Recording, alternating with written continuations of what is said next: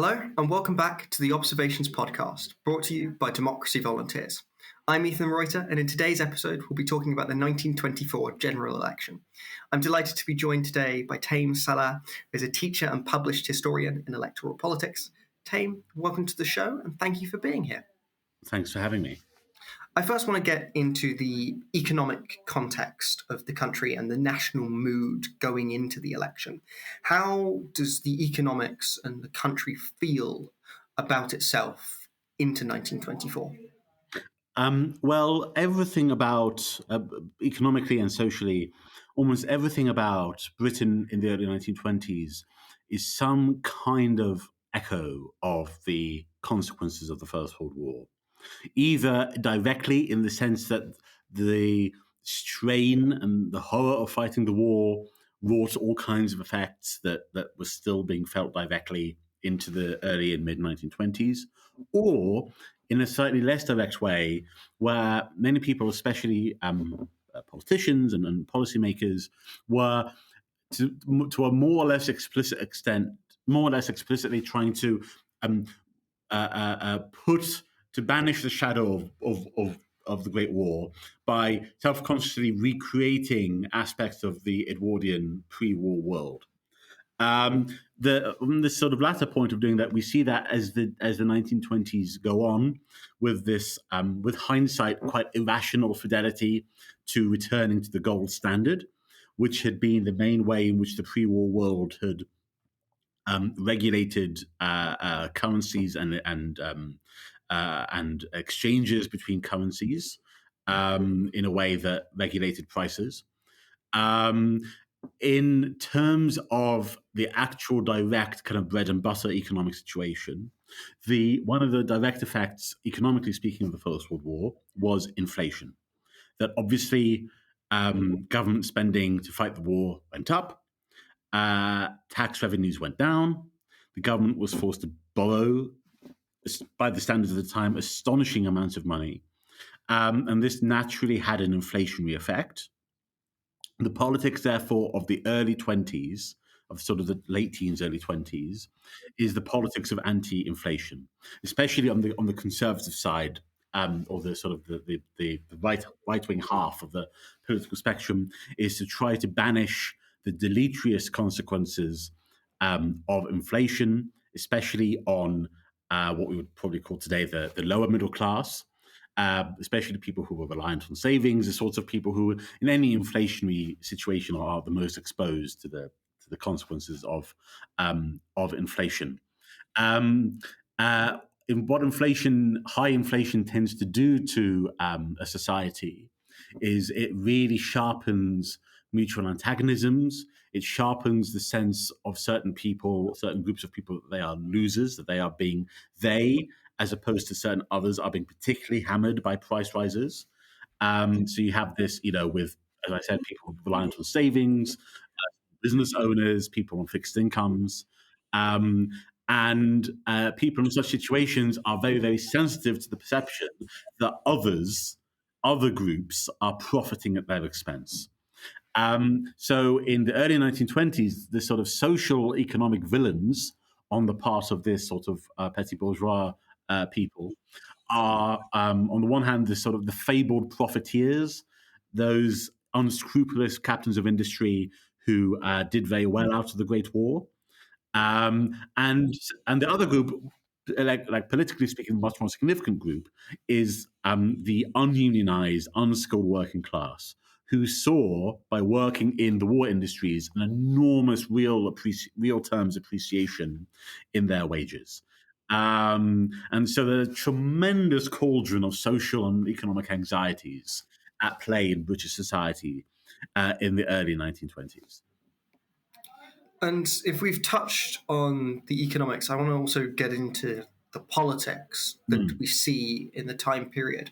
What was the nature of three-party politics going into the election and the preceding elections that we see that were pretty close in time measure? Yeah, so although we're talking obviously today about the 1924 general election, it's hard to really do that topic justice without referring to the fact that there had been, by the time of the 1924 election, two other general elections in the preceding 23 months, in the preceding 2 years. So in the autumn of 1922, politics, in a sense, electoral politics bursts into life. I won't go over the details of the 1918 election because I understand it's already been covered on this series. But the main thing to bear in mind is that a big difference between the politics at the end of the First World War and politics at the end of the Second World War is at the end of the First World War, the wartime coalition goes on and seeks to sustain itself indefinitely, which incidentally is what Winston Churchill wanted to have happen in 1945. And if he'd had his way, perhaps we would see something similar play out in the late 1940s. But in the early 1920s, you have what on one level looks like a relic of wartime conditions, with one half of the Liberal Party yoked seemingly permanently to the Conservative Party.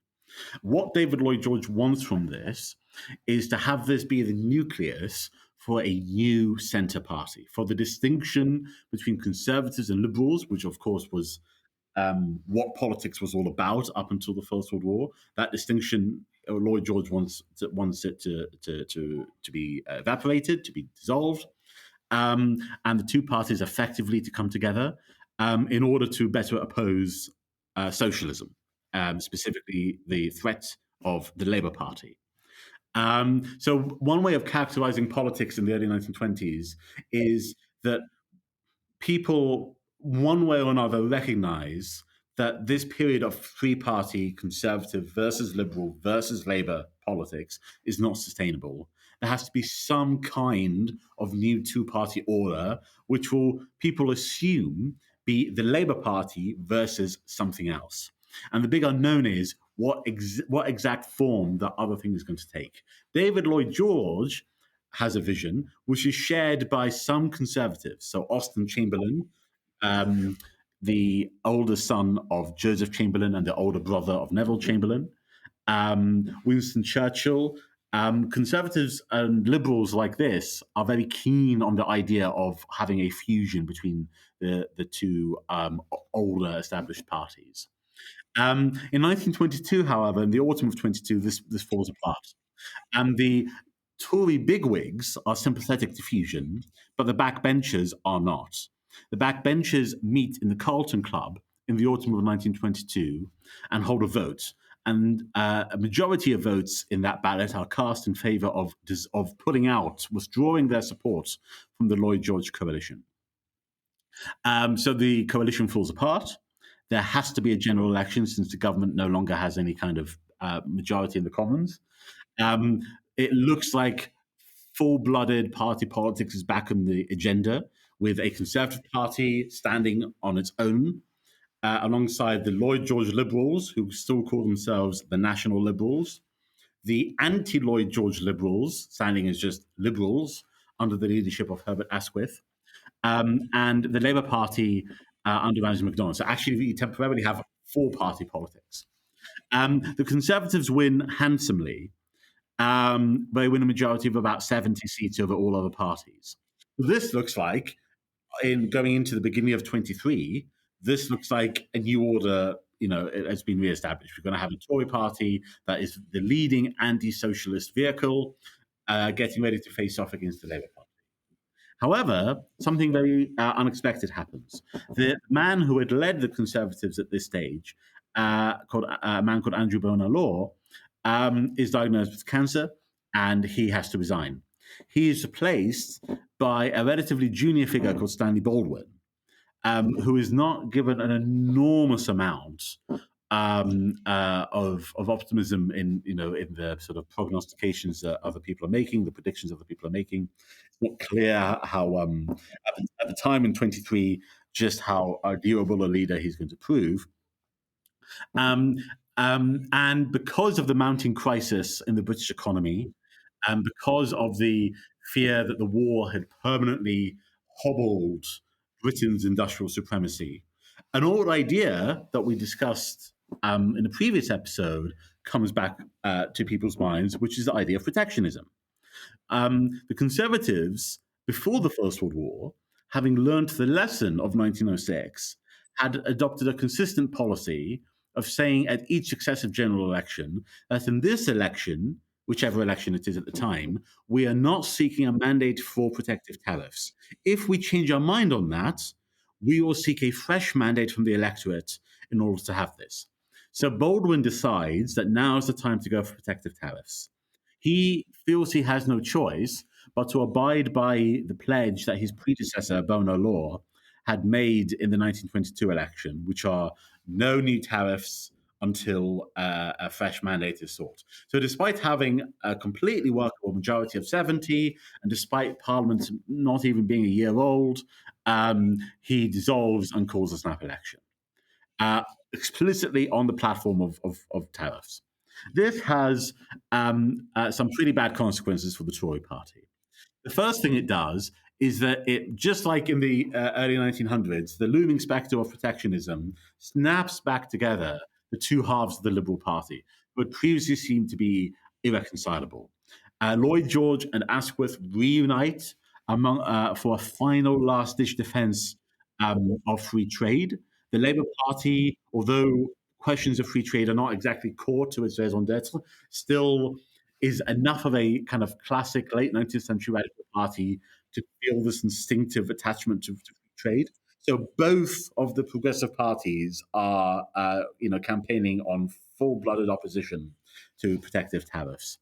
And so we have, in some ways, the only genuinely, completely even, completely kind of uncomplicated three-way election, three-party election we've ever had. It's the only election, or at least the most recent election, in which all three parties win over 100 seats.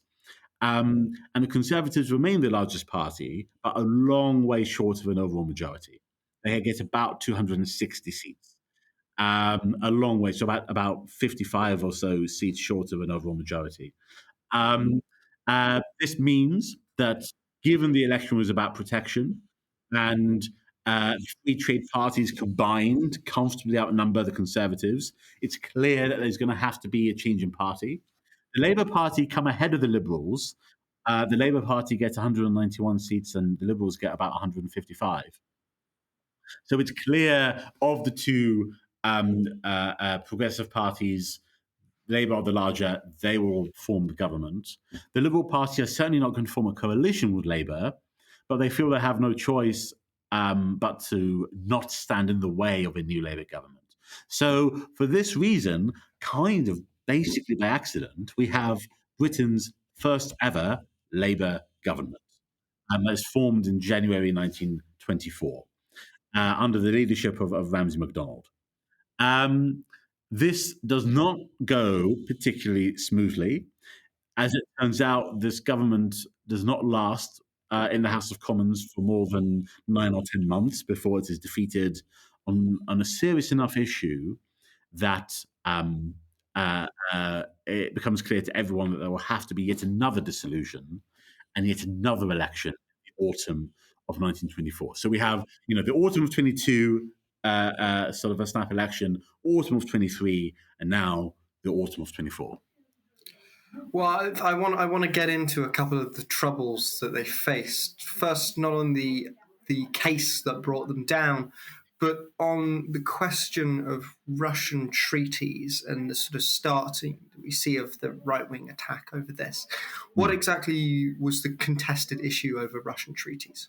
Well, a little bit like the Soviet Union, the Labour Party has just come into its ascendance on the political scene. The Labour Party is by no means a Marxist party, much less a Leninist party, but it is, of course, a socialist party. And this label is enough to make it deeply threatening to the Conservative Party and the social classes which the Conservative Party represents. So there is still, in the early to mid-1920s, this profound unease on the part of the middle classes and on the part of Westminster establishment as to how exactly the Labour Party is going to fit in, if it is going to be one of the two main parties, fit into the Westminster scene.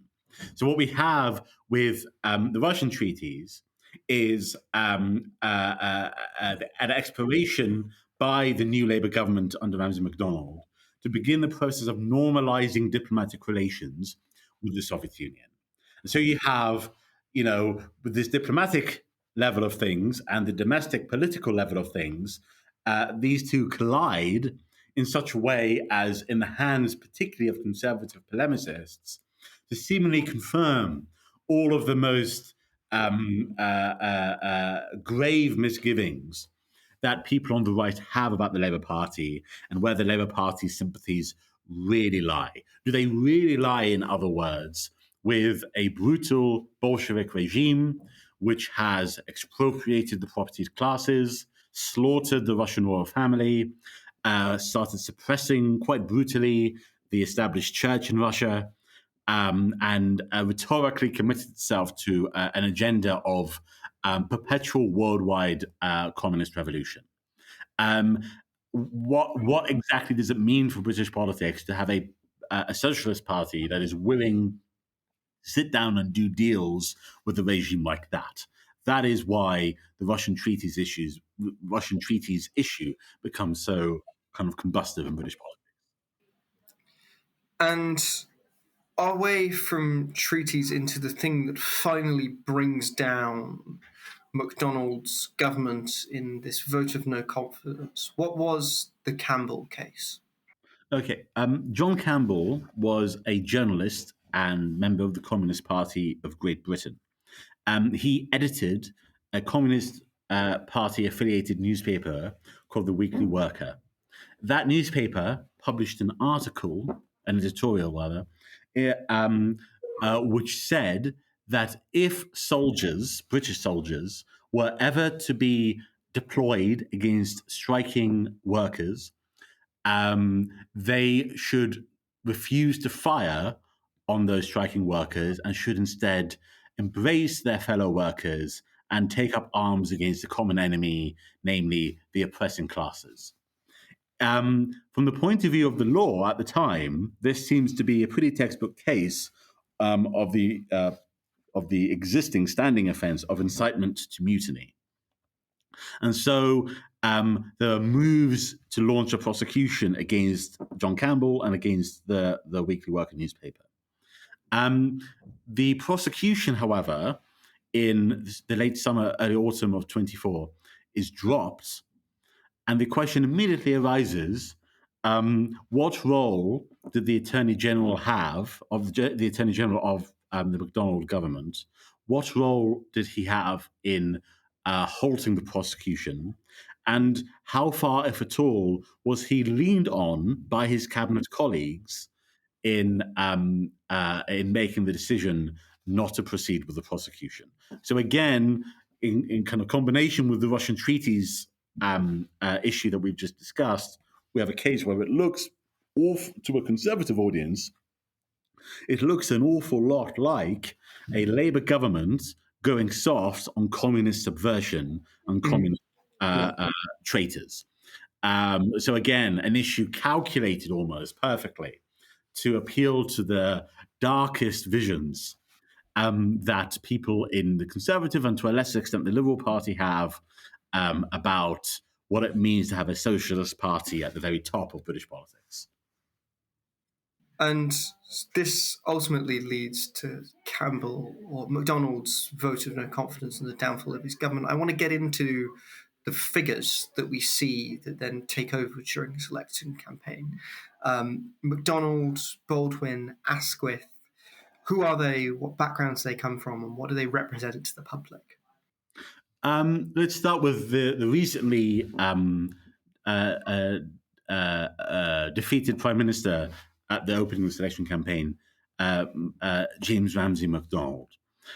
He had been the leader of the Labour Party in sort of combination with figures like J.R. Clines and Arthur Henderson since the time of the First World War. He was one of the leading figures in the Labour Party who was consistently anti-war. So in the febrile jingoistic atmosphere of 1914, and again in 1918, he comes to quite some grief on this point. But nonetheless, he is determined to steer the Labour Party to the very top of British politics, which, in the sense that he became Prime Minister, he achieved.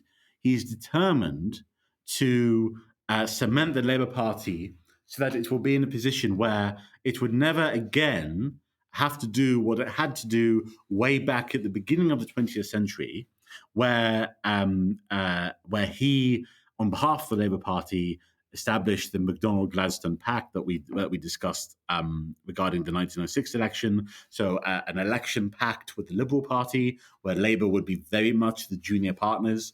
He's determined after the First World War that it's never going to happen again, that there's no further need for the Labour Party to belittle itself by accepting liberal dictation.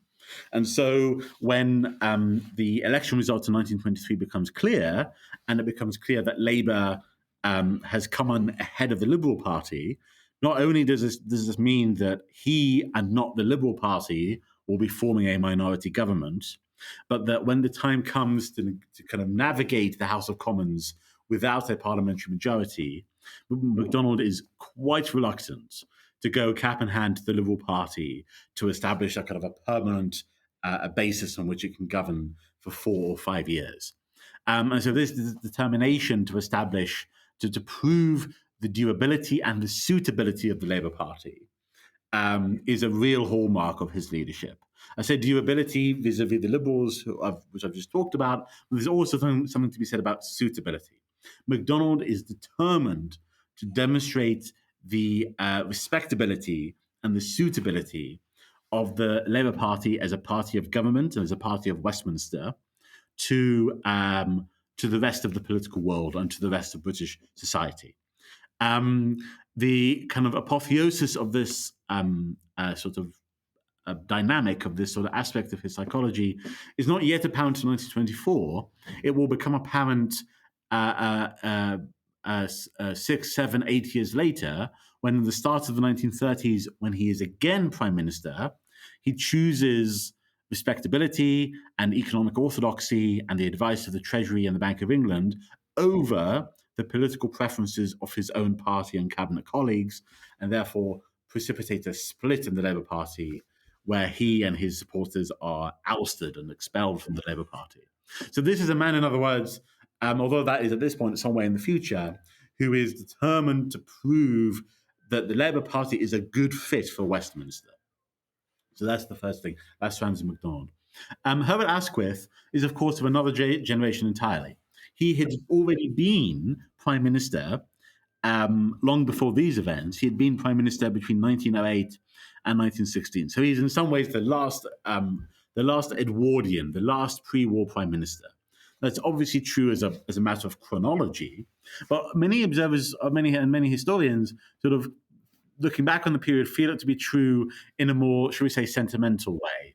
That there was a certain kind of innocence about pre-First World War politics. People were innocent of what horrors lay in store, Passchendaele and the Somme. And that therefore there is something particularly civilized about Herbert Asquith, and that is not so civilized about his great rival, David Lloyd George. And one imagines that although Asquith's career extends some way into the interwar period, well into the 1920s, he never particularly gives the impression of being comfortable in this new post-World War I world. He and his supporters feel this tremendous apprehension about the social and political changes wrought on Britain by the events and the fallout from the First World War. There's never a particular impression that he imagines that he will be Prime Minister again, a sense that he can really recapture the initiative. What dynamism and kind of political adventurousness there is in the Liberal Party seems to be monopolized by the David Lloyd George camp. Asquith, however, by 1924 increasingly feels like a relic of another age. And this leaves us with the most emblematic figure of interwar British politics, and that is Stanley Baldwin.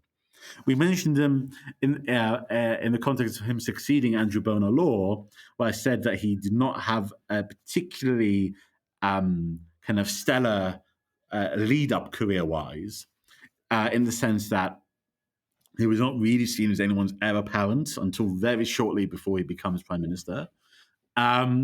Yet, in the years that follow, through the 20s and through most of the 30s, he is the undisputed master of British politics in the interwar period.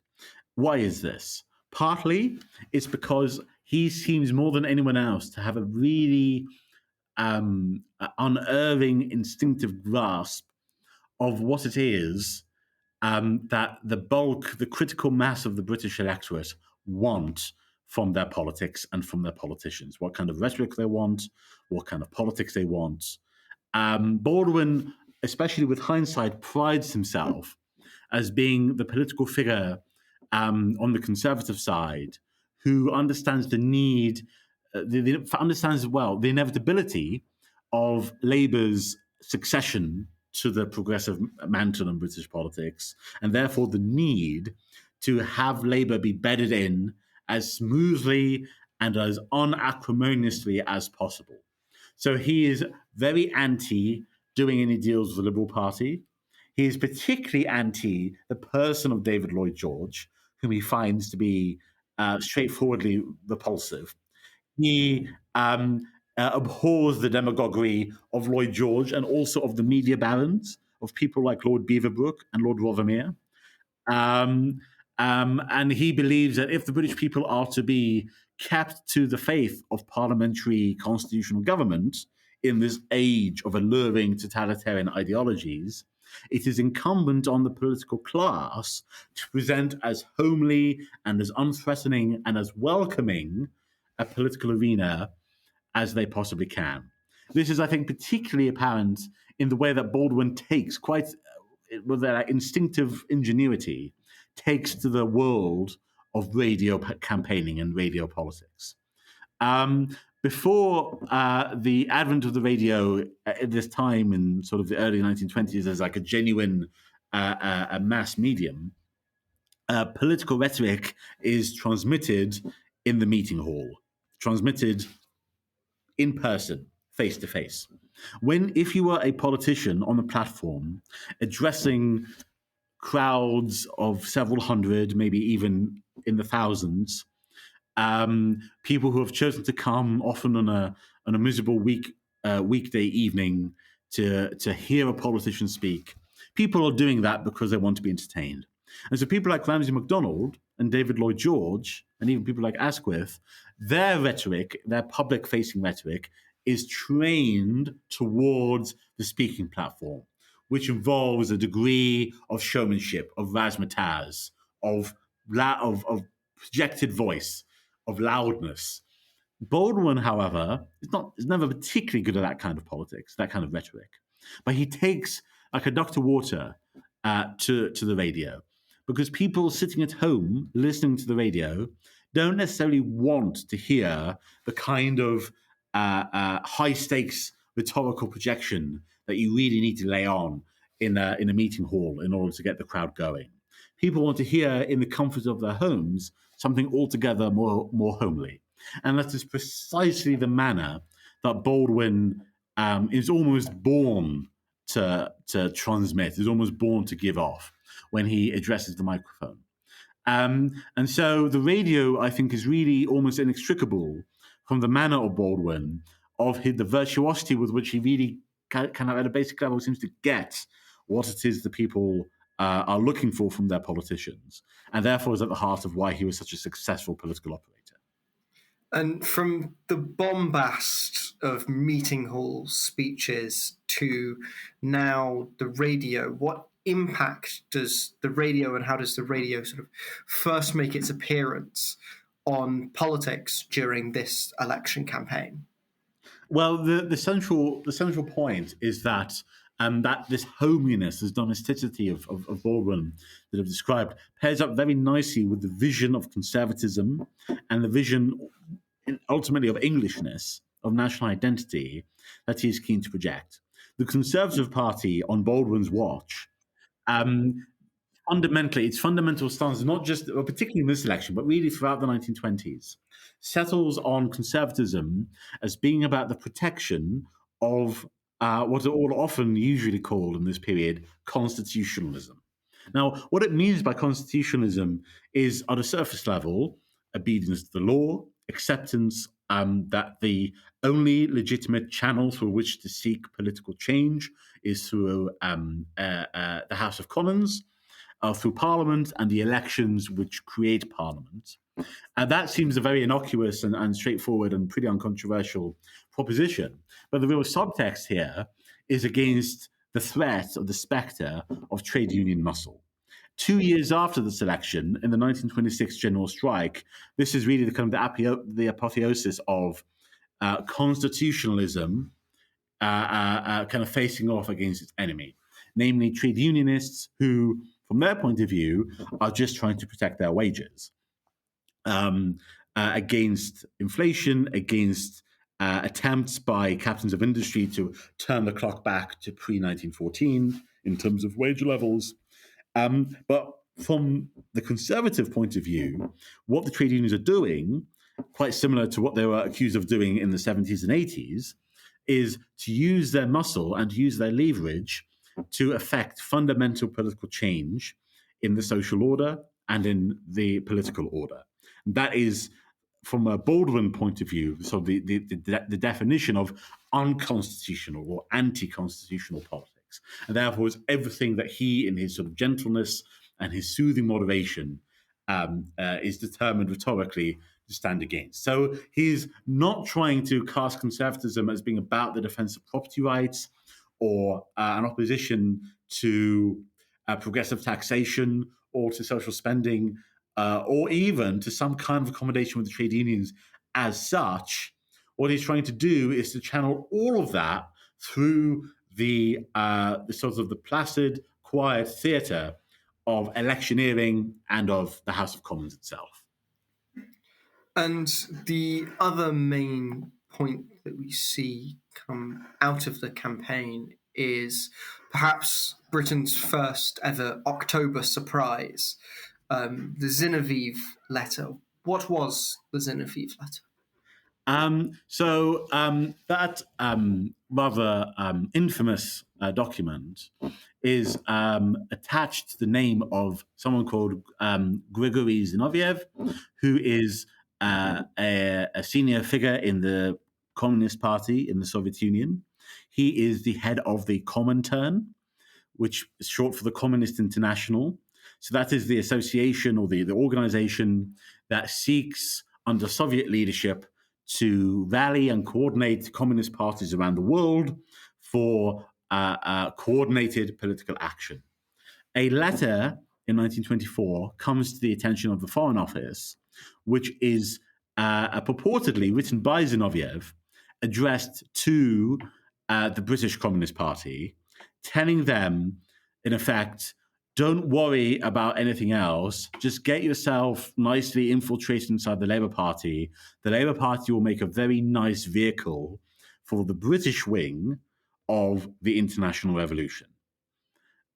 This letter quite quickly finds its way into the hands of the editors of the Daily Mail, who go on to publish it quite credulously, because it becomes quite clear subsequently, particularly to historians in the decades since, that this letter was a complete fabrication. Zinoviev never wrote or said or thought any such thing. There is some speculation as to who actually made the fabrication. It's thought, one particular theory holds that this was forged by a group of Russian emigres in Berlin who sought to influence the British government in a more anti-Soviet direction to head off any moves towards normalization. But suffice it to say that there was no Zinoviev letter, and that therefore this counts as a pretty low trick. Although one should say that in terms of affecting the outcome, there is not that much reason to suppose that what actually happened was materially affected by the Zinoviev letter. There's not that much reason to suppose that if the Zinoviev letter had never been published or had never been forged, the outcome of the election would have been any different. But nonetheless, that has not stopped the Zinoviev letter from assuming a place of a great infamy in the kind of collective martyrology of the Labour Party as one of the dirty tricks which the establishment has employed against the Labour Party in order to diddle the Labour Party and the workers out of their just deserts in the political system. Certainly the mythology still surrounds it. What was shifting? What was the breakdown of the actual results that we see post-election campaign and into actual polling? Right. So the headline of the election is that this is a decisive, not far short of overwhelming Conservative victory. The Conservatives win something over 400 seats, giving them a majority of around about 200 seats over all other parties. So this is not just a repeat of the 1922 election, where the Tories also won a pretty comfortable victory.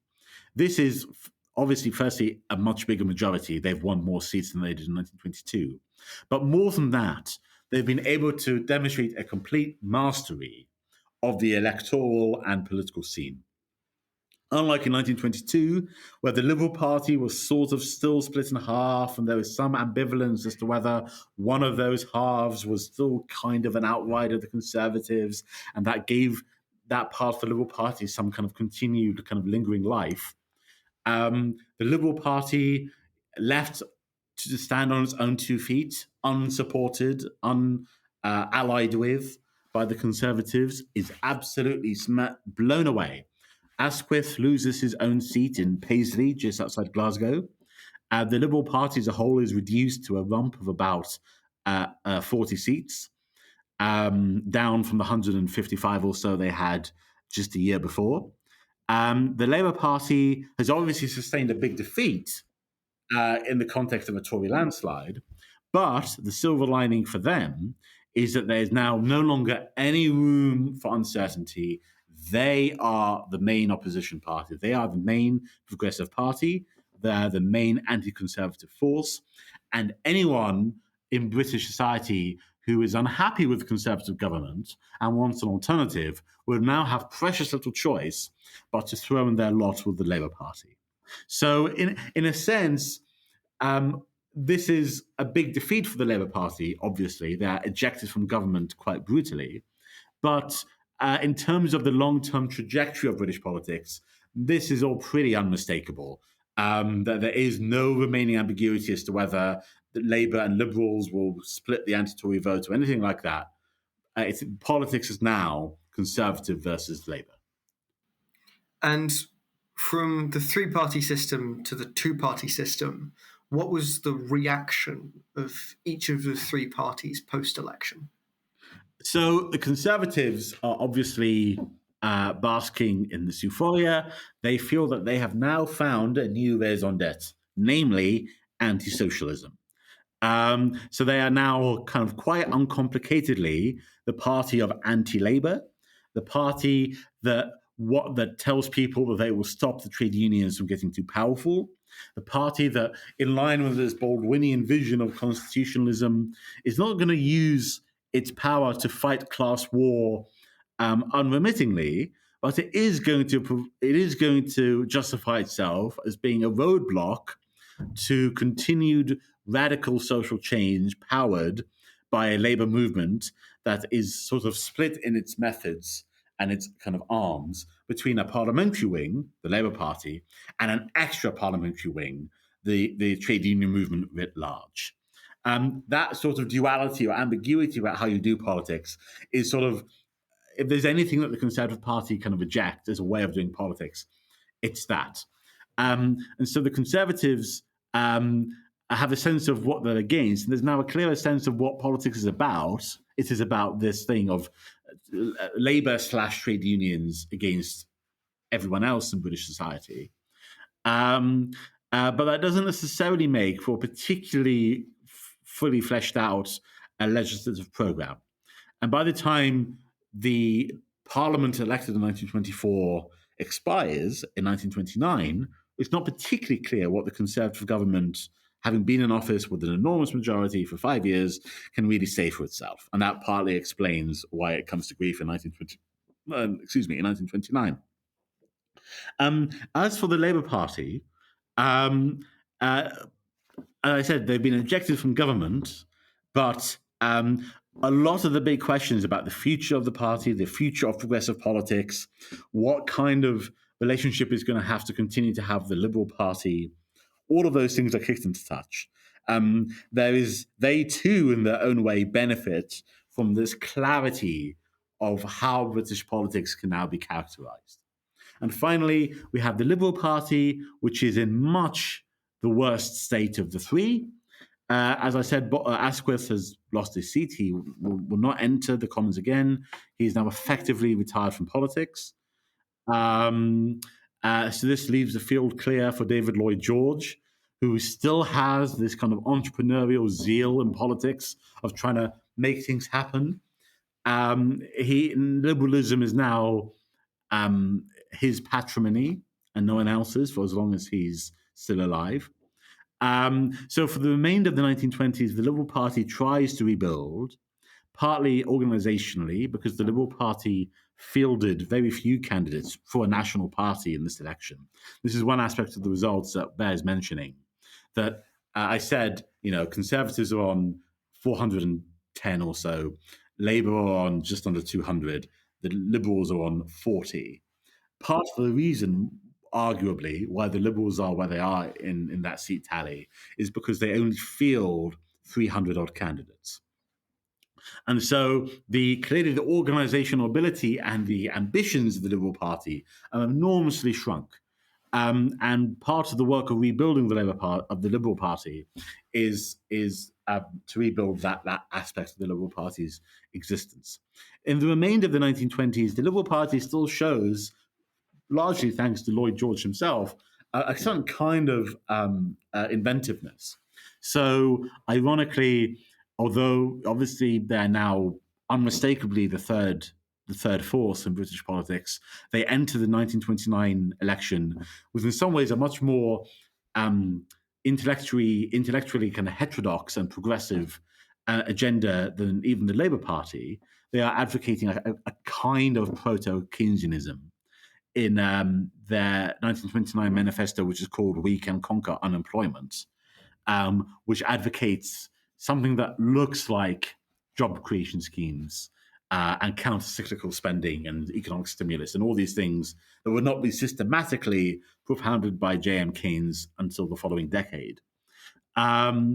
So there's now, after all the hurly-burly of 22, 23, 24, there is now a quiet stability, at least at the sort of the top level of Westminster politics, reflects the new kind of clarity and order and purpose that the political system now seems to have as a result of this election.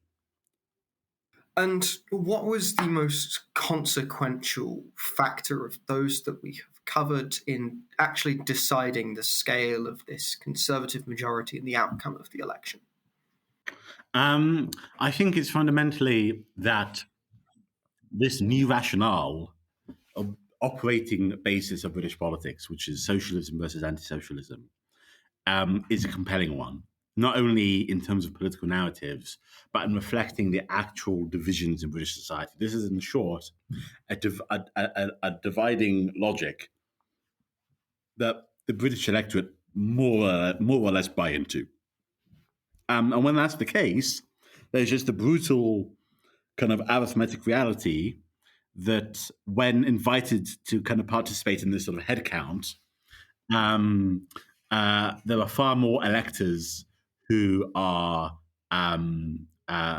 likely to sign up to the anti-socialist banner than there are those likely to sign up to the socialist banner. This isn't really about issues as such, apart from all the stuff brought up by the Zinoviev letter and the Campbell case and all the rest of it. There aren't any really tangible, proposed by policy proposal issues to form kind of firm, kind of core points of discussion around which everything else can be organized. This really is about what does socialism mean? Is there something kind of un-British or anti-British about this particular kind of radical ideology? Are the trade unions and their assertiveness a threat to other parts of British society? These are the sorts of questions which really kind of animate things in the 1924 election. And so I think it's really is simply the playing out of that fundamental bit of logic. And we've touched on the idea that this brought about a two-party system pretty clearly. What were the other legacies and long-term impacts of the 1924 election? Well, I think this basically cements the ideological positioning of the Conservative Party. It cements their sense of what they're really all about. It ensures that Baldwin stays as Conservative leader all the way until 1937. And with him at the helm, all sorts of paths are not taken. So if you think later in the decade, even though there is the rancor around the general strike, in the aftermath of the general strike, legislatively, there is some kind of punishment of the trade union movement in the form of the Trade Disputes Act 1927, which serves to limit the kinds of funding that the trade union movement can provide for the Labour Party. But even then, in some ways, legislatively speaking, the Conservative government under Baldwin are pulling their punches. They're not doing what some people on the right of the Tory party would have pushed for, which is really go after the terms on which workers have a right to strike. Similarly, going into the 1930s, something that divides sort of in the tent Baldwinian conservatives from out of the tent figures like Churchill is the question of home rule for India and dominion status for India, and whether there can be any kind of implicit recognition that India is on some kind of path to something that might end up looking like independence. On those sorts of imperial questions, the diehards, so-called, are more or less shunted out into the cold. And so the kind of political capital and the political position that Baldwin has to make these sorts of calls really derive from the 1924 election, I think. And for those that are interested, particularly in this election, or have heard anything that they like, would you have any further recommendations or anything that you could point them to in which they could learn more? Oh, absolutely. So in terms of just getting to grips with the interwar period in Britain, for me, the first port of call, so far as historians are concerned, is Ross McKibben. He contributed the interwar volume to the new series of the Oxford History of England. That came out in 2 volumes, both of which he authored. The first sort of slenderer one, which covers party politics squarely, is called Parties and People, England from 1918 to 1951. And the thicker, altogether kind of more ambitious work, which covers English social history, is called Classes and Cultures. Both of those I heartily recommend. If you want to sink your teeth into the psephology and the electoral politics of the 1920s, the go-to text is by someone called Chris Cook, called The Age of Alignment.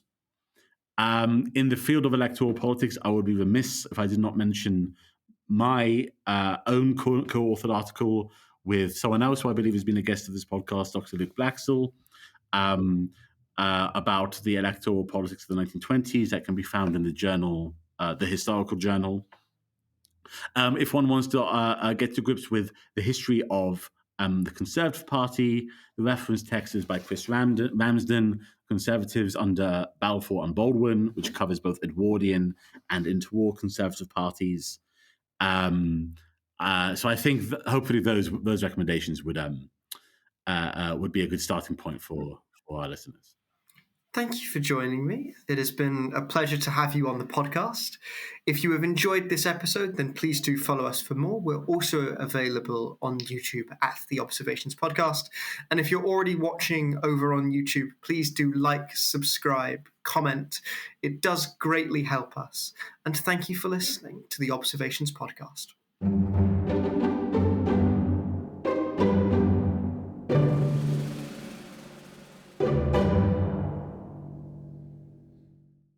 The Observations podcast is being brought to you by Democracy Volunteers, the UK's leading election observation group. Democracy Volunteers is non-partisan and does not necessarily share the opinions of participants in the podcast. It brings the podcast to you to improve knowledge of elections, both national and international.